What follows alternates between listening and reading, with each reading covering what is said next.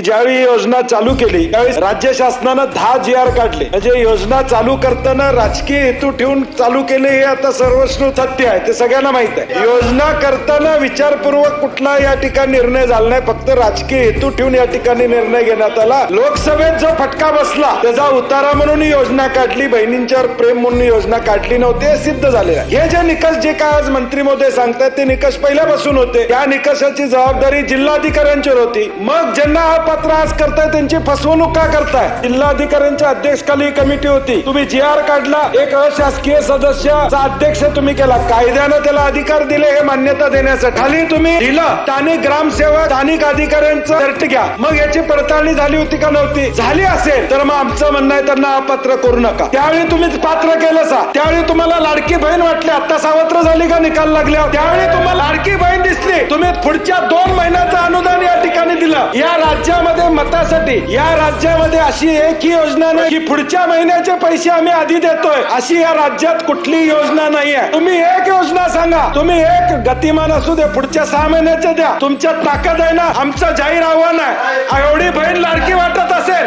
तर 2025 वर्षाचं अनुदान तुम्ही त्यांना द्या. भाऊबीजेला तुम्हाला लाडकी बहीण या ठिकाणी आठवली, 2 महिन्याचं अनुदान तुम्ही दिलं, ताबडतोब निकाल लागल्यावर हे अनुदान थांबवायचं काम या ठिकाणी केलं. 2100 रुपयाची तारीख या ठिकाणी सभापती महोदय सांगितली जात नाही. ज्यांना तुम्ही अपात्र केलं, जिल्हाधिकाऱ्यांच्या कमिटीनं हे पात्र केलेले सगळे त्यांना परत पात्र या ठिकाणी करणार आहात का? निकषात बदल करून या ठिकाणी तुम्ही भूमिका घेणार आहात का? डाटा तुमच्याकडे उपलब्ध होता, KYC झालेला डाटा तुमच्याकडे वेगवेगळ्या डिपार्टमेंटचा आहे, त्याचा उपयोग तुम्ही त्या ठिकाणी का केला नाही? आणि त्यावेळी लाडकी असणारी बहीण आता का सावत्र वाटायला लागली असा प्रश्न. आणि पुढच्या वर्षभराचे गिरीश महाजनजी म्हणले तसं वर्षभराचे 1500 किंवा 2100 रुपये ऍडव्हान्स दिले तर तुमचा जाहीर कोल्हापूरमध्ये मी सत्कार करतो.